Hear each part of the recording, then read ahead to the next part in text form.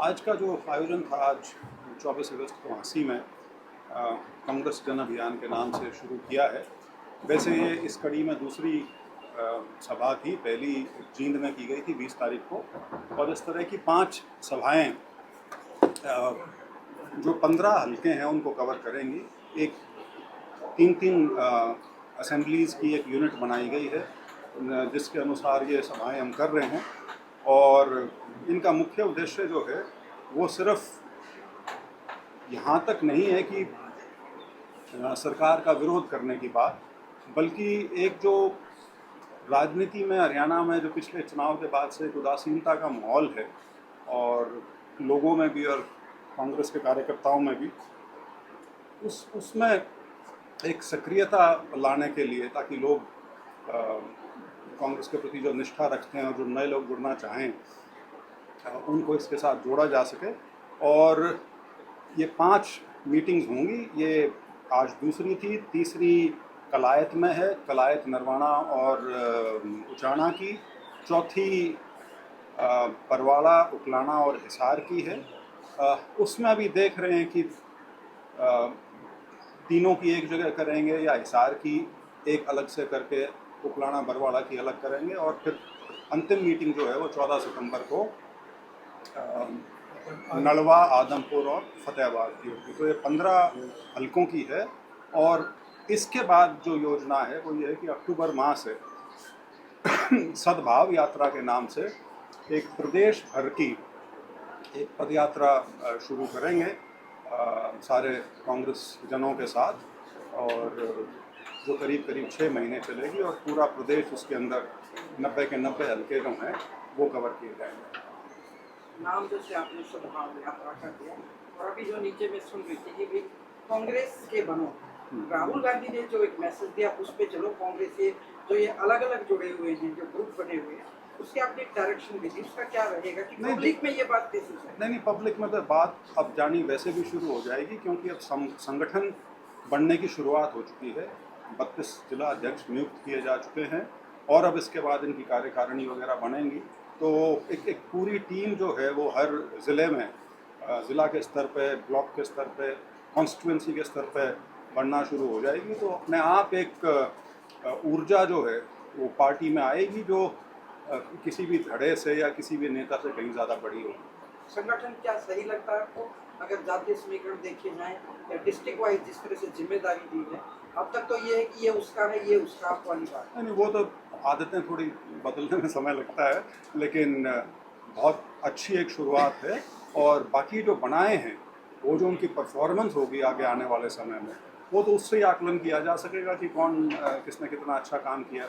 Sir साहब कह रहे थे कि ये कांग्रेस होगी जब हम यात्रा लेकर निकलेंगे, तो क्या जिन लोगों पर आप निशाना साध रहे थे वो लोग यात्रा आप आमंत्रित करेंगे उन लोगों? नहीं, ये पूरी कांग्रेस की यात्रा होगी, सब इसमें मिलकर चलेंगे।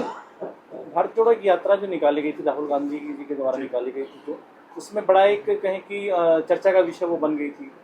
तो इसी यात्रा में कौन एक मुख्य चेहरा के रूप में कौन हो सकते हैं जो इसमें यात्रा में? यात्रा कांग्रेस की यात्रा है, उसमें सारे कांग्रेसी होंगे, और इसमें कोई ये नहीं है कि किसी की लीडरशिप चमकाने के लिए यात्रा की जा रही है। इस यात्रा का उद्देश्य उससे कहीं बड़ा है। जैसे उस यात्रा का उद्देश्य ये नहीं था कि राहुल गांधी जी की लीडरशिप को लोगों के सामने पेश करना था।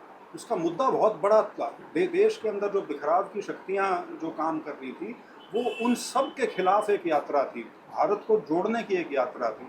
इसी तरह से ये यात्रा भी सद्भाव यात्रा है। हमारा जो भाईचारा है, इसको छीन करने का प्रयास हो रहा है, उसको, उस चीज़ को रोकने की एक कवायद के तौर पे इसे लिए जाना चाहिए, ना कि इसमें किसी लीडर को चमकाया जाएगा। लेकिन ये स्वाभाविक सी बात है कि कांग्रेस की यात्रा है, तो जितना कांग्रेस कार्यकर्ता और कांग्रेस जन इसमें भाग लेंगे, पार्टी को उतनी शक्ति इससे मिलेगी।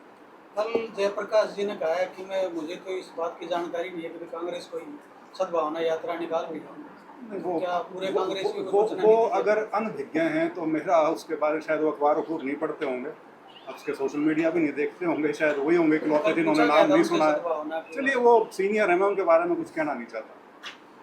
आपने कहा कि सद्भावना यात्रा होगी और समाज में जो बिखराव हुआ है, कौन सी चीज़ें मानते हैं, कहाँ बिखराव लगता है? क्या बीजेपी के दोबारा आने के बाद बिखराव आप मानते हैं कुछ? देखिए, राजनीतिक तौर पे समाज में जो चीज़ें होती हैं वो हमेशा राजनीति उनका एक आईना बनता है। तो इसमें इसमें कोई संदेह नहीं है कि सामाजिक चीज़ें जो हैं जिसमें तनाव भी होता है, मिलन भी होता है, कई बार कटुता भी होती है, वो सारी चीज़ें आती हैं। लेकिन उसको कभी हरियाणा में सुनियोजित तरीके से नहीं बढ़ाया गया, जो अब बढ़ाया जा रहा है पिछले 10-11 साल से। और वो शुरुआत में ही शुरू हो गया था बीजेपी का 2014 में सरकार आने के थोड़े समय बाद से ही। और अब तो ये चीज़ हर जगह जग जाहिर है कि पूरी राजनीति जो है वो उनकी इसी के ऊपर आधारित है कि किस प्रकार से समाज को विखंडित करके वो अपने वोट साधने का जो उल्लू है, जो वोट का जो है उसका उल्लू वो साध सकें, तो उसका वो प्रयास कर रहे हैं और उसमें अब तक वो कामयाब रहे हैं। अन्यथा 2024 के चुनाव में बीजेपी ने तो कुछ प्रदेश के लोगों को ना कुछ कहा, ना कोई नई बात रखी, ना कोई नई चीज़ें लोगों के सामने रखी कि हम प्रदेश के लिए ये करेंगे या वो योजना लेके आएंगे, युवाओं को इस तरह से रोज़गार देंगे, कृषि की इस तरह से बढ़ोतरी करेंगे। कुछ भी नहीं था उनके एजेंडा पे, लेकिन फिर भी वो सरकार बनाने में तीसरी बार कामयाब हुए हैं। तो वो सारा का सारा ये एजेंडा ही है, इसके अलावा और कुछ नहीं है। राष्ट्रीय स्तर पे उसका रूप सांप्रदायिकता के रूप में है और हमारे प्रदेश में खास तौर पे वो जाति आधारित है। राहुल गांधी जी वोट चोरी का आरोप लगाते हैं, तो क्या आप सहमत हैं हरियाणा में भी वोट चोरी हुए हैं? राहुल गांधी जी अब सबूत के साथ बात कर रहे हैं और उन्होंने तो 6 महीने की मेहनत करके पूरी रिसर्च टीम के साथ तब जाके एक असेंबली की चोरी पकड़ी है। अनुराग ठाकुर ने तो उनकी बात और पुख्ता कर दी, 3 दिन में ही प्रेस कॉन्फ्रेंस करके 6 लोकसभाओं का डेटा दे दिया। और आप ये सोच के देखिए वो डेटा कहाँ से आया होगा, इलेक्शन कमीशन से आया होगा। इलेक्शन कमीशन जो चीज़ देश के साथ साझा नहीं करना चाह रहा वो सत्ता पक्ष के साथ साझा कर रहा है। जो चीज़ इलेक्शन कमीशन को जवाब देने चाहिए वो सत्ता पक्ष देने लग रही है। तो एक बड़ी अजीब सी स्थिति पैदा कर दी है और इसके लिए अंग्रेजी का एक ही शब्द है, इंस्टीट्यूशनल कैप्चर। तो इंस्टीट्यूशनल कैप्चर में वो काफ़ी हद तक कामयाब रहे हैं, लेकिन इलेक्शन कमीशन भी यदि उस रास्ते पर चल जाएगा तो फिर तो लोकतंत्र को बचाना बहुत मुश्किल हो जाएगा। और हमें इस बात की खुशी है कि ये बहुत अच्छे समय में ये मुद्दा जो है दोबारा इतना मुखर हो गया और शायद पहली बार अब ये लोगों के दिमाग में बैठना शुरू हो गया है। ये एक इलेक्टोरल एजेंडा पहली बार बिहार के चुनाव में बनता नजर आ रहा है। अभी तक ईवीएम की बात होती थी, लोग मानते थे नहीं मानते थे, लेकिन उस तरह से उसका प्रभाव नहीं था। जो इलेक्टोरल लिस्ट में जो धांधली है, एक तो जो राहुल गांधी जी ने प्रेस कॉन्फ्रेंस करी वो, और उसके बाद जो ये SIR नाम का प्राणी या जिन जो छोड़ा है बिहार में, इसने तो सारे लोगों को दिखा दिया कि खेल बहुत बड़े स्तर पर चल रहा है, बहुत व्यापक स्तर पर चल रहा है। उच्चारण विधानसभा का मामला जो है कोर्ट में चल रहा है, उसमें क्या कुछ अपडेट है? 26 तारीख है जी। देखिए अब तो क्योंकि कोर्ट की जो प्रक्रिया है तो उसमें थोड़ा समय तो लगता है, लेकिन हमें उम्मीद है कि फैसला जो भी होगा जल्दी आ जाएगा। अब मानते हैं कि जो कांग्रेस ने विधानसभा चुनाव के बाद में जो है संगठन का जो अपना जो गठन जो किया है, ये लेट नहीं मानते हैं इसको? देर आए दुरुस्त आए। 2029 में क्या मान के चल रहे हैं? ये संगठन तो 12 साल से ही मौजूद होना चाहिए था, लेकिन देखिए अब समय है, इन द सेंस कि अभी कोई ऐसा नहीं है कि कोई बहुत बड़ी राजनीतिक घटना हरियाणा में घटने वाली है या कोई चुनाव आने वाला है। तो उस नाते पार्टी के पास एक समय था और उन्होंने समय का उपयोग करके, और जिला अध्यक्षों की जो नियुक्तियां हैं वो तो जो एक्सरसाइज जब से शुरू की थी और जब नियुक्ति हुई हैं वो तो बहुत जल्दी है उस हिसाब से, उसमें डिले नहीं है। हाँ, लेकिन क्योंकि 12 साल से नहीं था तो मैं इसी चीज़ से खुश हूँ कि कम से कम ये हो गया अब, और आगे अब इसका विस्तार हो जाएगा। सर, CLP लीडर नहीं बना पाई पार्टी अभी तक, क्या वजह है? बीजेपी अपना राष्ट्रीय अध्यक्ष नहीं बना पा रही, आप हरियाणा के CLP को JP लेकर नड्डा है राष्ट्रीय अध्यक्ष, उनके कार्यकारी हैं।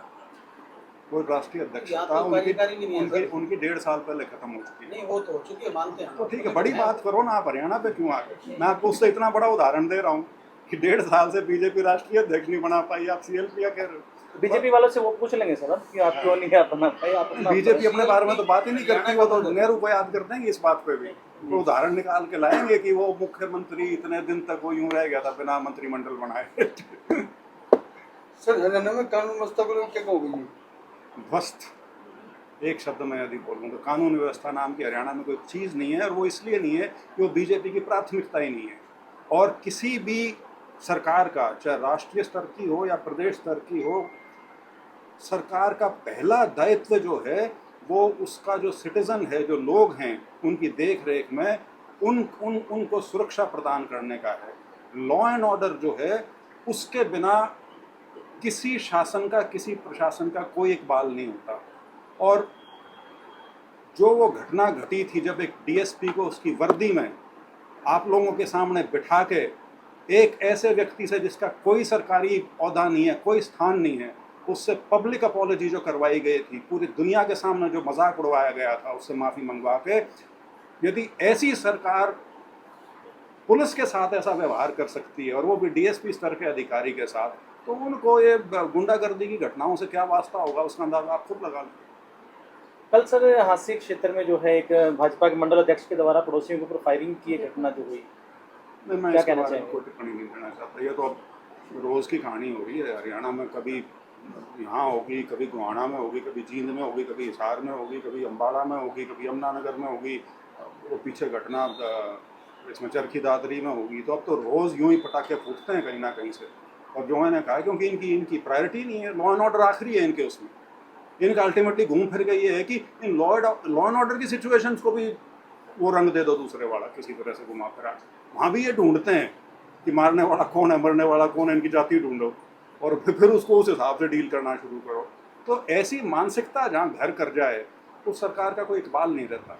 और मेरी मुख्यमंत्री से अर्ज़ है, मेरे वो मित्र हैं, मेरे साथ वो सांसद रहे हैं, भले आदमी हैं, कृपया करके लॉ एंड ऑर्डर के ऊपर अपना मुख्यमंत्री होने का जो दायित्व है उसको पहला दायित्व मान के उसको निभाएं। बाकी राजनीति और बाकी सरकार तो चलती रहेगी। वो तो कह रहे हैं कि हम तो जीरो टॉलरेंस नीति पे काम करते हैं। जीरो टॉलरेंस तो पुलिस से माफ़ी मंगवाएंगे तो जीरो टॉलरेंस तो हो ही गई उसके बाद, कि हमें सारा कि छोड़िए, मैंने अपनी जो बात कहनी थी उस नाते कह दी मैंने।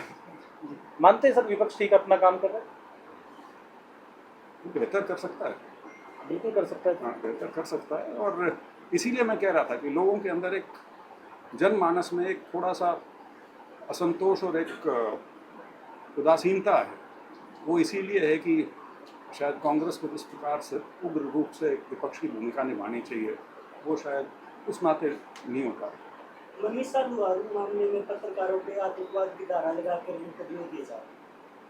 भाई ये पत्रकार ही हैं जिन्होंने इस बीजेपी का ढोल इतना बजाया है पिछले 11 साल में। तो वो एक पुरानी कहावत है, जब ये नाटजियों का फैलाव हुआ था यूरोप में, तो एक व्यक्ति ने ये कहा था कि सबसे पहले ये कम्युनिस्टों के पीछे आए थे, हम चुप रहे थे क्योंकि हम कम्युनिस्ट नहीं थे। फिर ये सोशलिस्ट के पीछे आए, हम चुप रहे क्योंकि हम सोशलिस्ट नहीं थे। फिर ये ट्रेड यूनियंस के पीछे आए, हम चुप रहे क्योंकि हम ट्रेड यूनियन वाले नहीं थे। फिर ये जूस के पीछे लगे, हम चुप रहे क्योंकि हम जूस नहीं थे। लेकिन अब ये मेरे पीछे आए हैं, अब मैं मुड़ के देख रहा हूँ तो मेरे पीछे कोई नहीं खड़ा। तो यदि आप किसी भी फाशीवादी शक्ति के साथ दब के या समझौता करके ये सोचोगे कि हम उनको संभाल लेंगे, इतिहास गवाह है ऐसा कभी नहीं होता। वो आपको इस कदर काटती है कि आपको ये भी नहीं समझ में आता कि आपके साथ हुआ क्या। और ये पूरी अब तो आपके एक इकलौता आप वाला माध्यम है जो बचा हुआ है, जहाँ से लोगों को अभी भी सूचना मिल जाती है जो बिल्कुल सरकारी पक्ष की ना हो। आपका नंबर है, टारगेट वहाँ भी सोशल मीडिया पे किया जा रहा है। मैं वही कह रहा हूँ, इसीलिए कह रहा हूँ सोशल मीडिया के ऊपर अब नेक्स्ट टारगेट है, क्योंकि बाकी तो सब कॉम्प्रोमाइज्ड है। यात्रा में सेंट्री से कौन से फेस रहेंगे? अभी तो यार यात्रा का रूट राट बढ़ने दो, तारीखें निर्धारित होने दो, उसके बाद देखेंगे बाकी। बीजेपी की तरफ से बार बार बयान आ जाएगी खर्ची पर्ची बंद कर दी है। और कुछ भी बुलवा लो यार उनसे, खर्ची पर्ची नौकरी दें तो खर्ची पर्ची का रोल आए ना बीच में। वो HKRN नाम का एक फ्रॉड चला रखा था, सिर्फ इसलिए कि आरक्षण ना देना पड़े, सिर्फ इसलिए कि गरीब घर के बच्चों को नौकरी ना देनी पड़े, जो कि एक कॉन्स्टिट्यूशनल प्रोविजन है।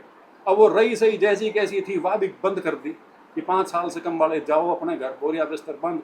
तो नौकरी दें और फिर ये कहें कि खर्ची पर्ची नहीं चल रही, तब तो मैं समझ सकता हूँ। जहाँ 50,000 नौकरी देनी चाहिए वहाँ 50 लोगों को अपॉइंटमेंट लेटर दे के मुख्यमंत्री प्रोग्राम करता है। कभी सुना था पहले आप लोगों ने पिछले 70 साल में कि सरकारी नौकरियों की अपॉइंटमेंट की चिट्ठियाँ ऑडिटोरियम में दी जा रही हों? इवेंट इवेंट, लोगों का जो दिमाग है वो सारा, क्या दृश्य बोलते हैं, दृश्यम नाम की एक पिक्चर भी आई थी, कि वो इस तरह से दिखाया जाओ कि माइंड कैप्चर हो जाए। ये माइंड कैप्चर का तरीका है और उसमें काफ़ी हद तक ये कामयाब रहे हैं। Thank you sir. Thank you आप सब आए, आपका बहुत बहुत धन्यवाद। ये कौन सा ये मेरा